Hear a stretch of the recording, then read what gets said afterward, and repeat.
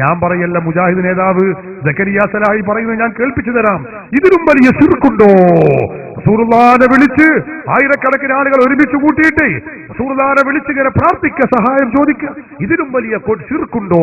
കേട്ടോളൂ സക്കരിയ സലാഹി പറയുന്നത്.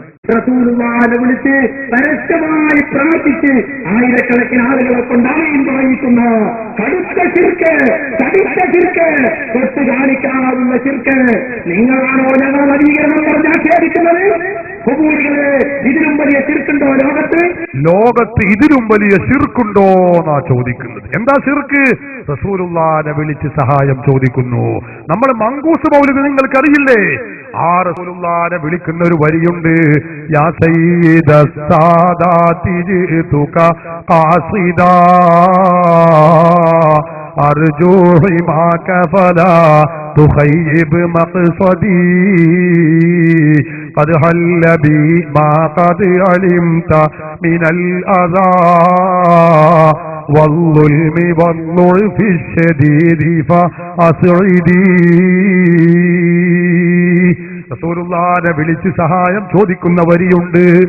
ആ വരി മങ്കൂസ് മൗലിദിലുണ്ടായ കാരണത്തിനാൽ മങ്കൂസ് മൗലിദ് ശിർക്കാണെന്നും അത് കുഫറാണെന്നും അത് നരകത്തിലേക്ക് പോകുന്ന നൂലാമാലയാണെന്നും മുജാഹിദ് പറഞ്ഞു. നോക്കൂ നിങ്ങൾ, മുജാഹിദിന്റെ ഒരു മൗലവി ഈ വരി എടുത്തുകൊണ്ട് തന്നെ ശിർക്കാക്കി പ്രഖ്യാപിക്കുന്നത്. ഹനീഫ കായക്കൊടി പറയുന്നത് കേട്ടോളൂ. എന്തിനേറെ സർവലോക രക്ഷിതാവിന്റെ സന്ദേശം ഈ സമൂഹത്തിന് പഠിപ്പിക്കുവാൻ വേണ്ടി അല്ലാഹു സുബ്ഹാനഹു വ തആല നിയോഗിച്ച മുഹമ്മദ് മുസ്തഫ സല്ലല്ലാഹു അലൈഹി വസല്ലം ലാ ഇലാഹ ഇല്ലല്ലാഹ് എന്ന ആദർശം പഠിപ്പിക്കുവാൻ വേണ്ടി, ഈ ഒരു സന്ദേശം ആളുകളിൽ എത്തിക്കുവാൻ വേണ്ടി കഠിനാധ്വാനം നടത്തിയ, പ്രയാസങ്ങളിലൂടെയും പീഡനങ്ങളിലൂടെയും കടന്നുപോയ നബി സല്ലല്ലാഹു അലൈഹി വസല്ലം, ആ നബി സല്ലല്ലാഹു അലൈഹി വസല്ലമയോട് പോലും പ്രാർത്ഥിച്ചുകൊണ്ടിരിക്കുന്ന ആളുകൾ, യാ സയ്യിദ സാദാതി ജിതുക ഖാസിദാ അർജൂ ഹിമാക ഫലാ തുഖയ്യിബ് മഖ്സദി.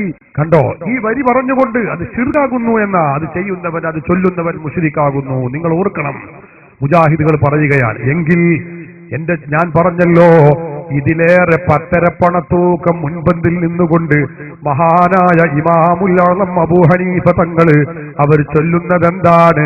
യാ സയ്യിദ സാദാതി ജിതുക ഖാസിദാ അർജൂ റിളാക വ അഹ്തമി ബിഹിമാക. നബിയേ, അങ്ങയുടെ പൊരുത്തം എനിക്കുണ്ടാവണേ നബിയേ, അങ്ങയുടെ സംരക്ഷണ വലയം എനിക്കുണ്ടാവണേ നബിയേ.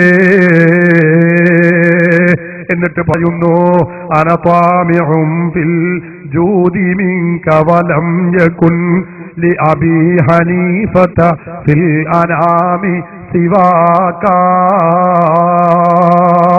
തങ്ങളുടെ ഔദാര്യം ഞാൻ കാക്ഷിക്കുന്നു നബിയേ.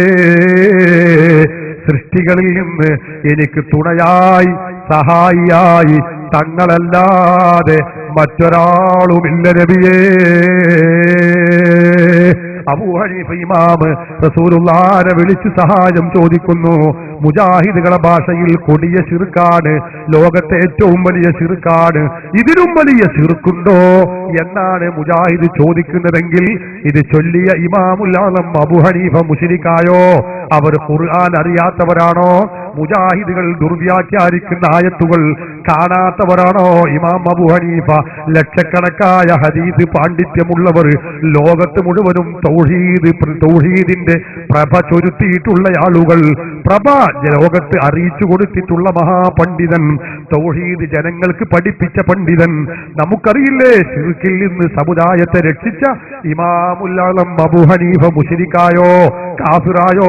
സഹോദരങ്ങളെ, എത്ര പണ്ഡിതന്മാർ, ഒന്നല്ല രണ്ടല്ല 100 പറയാൻ കഴിയും. എല്ലാവരും ആരംഭ റസൂലിനെ വിളിച്ച് സഹായം ചോദിച്ചവരാണ്, ചോദിക്കണമെന്ന് നിർദ്ദേശിച്ചവരാണ്, അതിനുവേണ്ടി കൽപ്പിച്ചവരാണ്. ഇൻഷാ അല്ലാഹ് അതിവിടെ ചോദ്യങ്ങൾ ഉണ്ടാകുമ്പോ ഞാൻ മറുപടികൾ പറയും എന്ന് ഓർമ്മപ്പെടുത്തി ആ ഭാഗം ഞാൻ അവസാനിപ്പിക്കുകയാണ്. അത്